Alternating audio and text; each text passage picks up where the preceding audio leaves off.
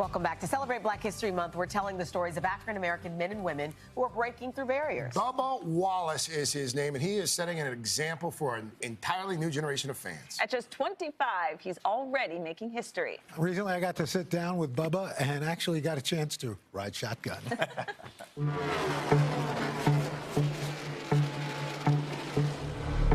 Give us a sense of what it takes to be a NASCAR racer. I don't know if I can give you a sense because it's just no feeling like it. Darryl Bubba Wallace Jr. is the first full-time African-American driver to race in the NASCAR Cup Series since Wendell Scott in 1971. Going into it, did you think about that at all? No, I didn't. I just show up to race and let everything else settle in behind it. You know, from the African-American side of it, I don't try to put too much spotlight on that, create extra pressure than what's, you know, the pressure of not crashing at 200 miles an hour. Bubba Wallace to the outside in second place. The 26-year-old finished runner-up in the 2018 Daytona 500, the highest finish ever in that race by an African-American driver. Confidence coming from his mom, Desiree. She had told me the hardship she went through, and so she told me, you know, what she would do and how she would handle it, and just never give the media anything negative to talk about, and let your haters be your motivators, and that was it. So where did the name Bubba come from? My sister, Brittany, gave me the nickname Bubba the day I was born. Bubba grew up in Concord, North Carolina. Started racing go-karts with his dad, Darryl, when he was just 9 years old. That's when Bubba Wallace got his chance to drive the 43. Now he's driving the iconic number 43 Chevy, made famous by Richard Petty. Richard won 192 races in this car, and the car's been in more races than any other in NASCAR history.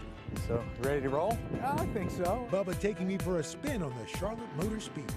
I noticed that there are no, like, you don't open a door. No, there's no, you climb in. Just like that? Just like that. Do I have to whistle like that? You can if you want. Slide on in. Yeah. There it is. Yeah, it's pretty simple. I'm going to try to get in here now. Grab there. It's going in. That's just piece of cake. It's just like getting in the minivan. All right, any last prayers? I love you, family. Deborah, kids. I love you.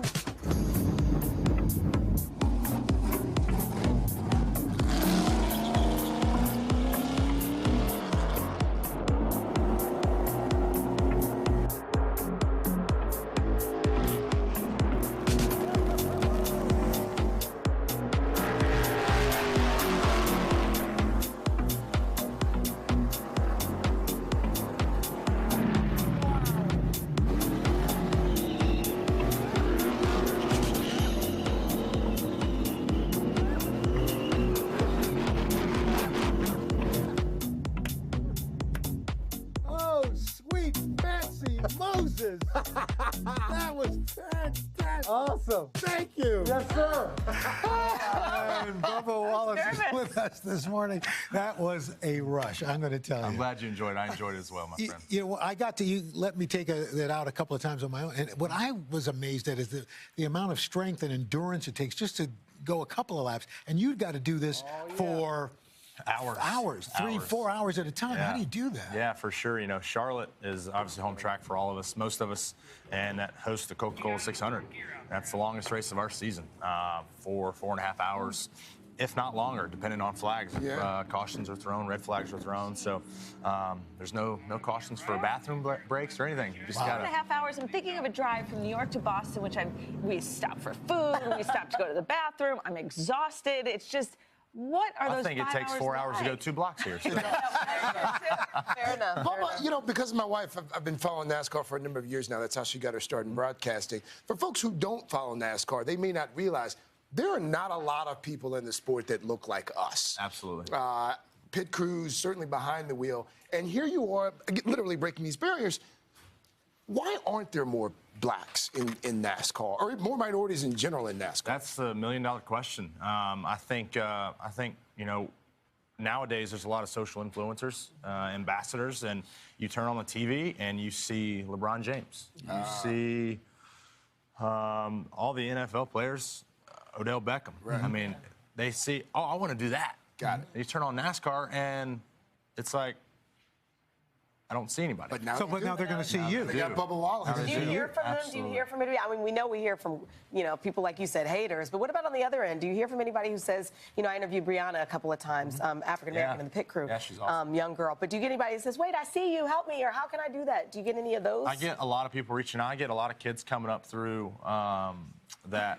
I remember they don't think I believe and remember them, but they, I just saw this they picture. come up. Yes. Yes.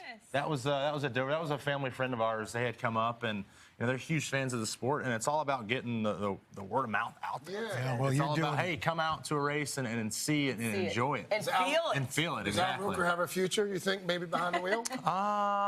He has a start. He did okay. He didn't stall it. That's He right. did not stall it. At one point in my ear, Bubba goes, I can run faster than you.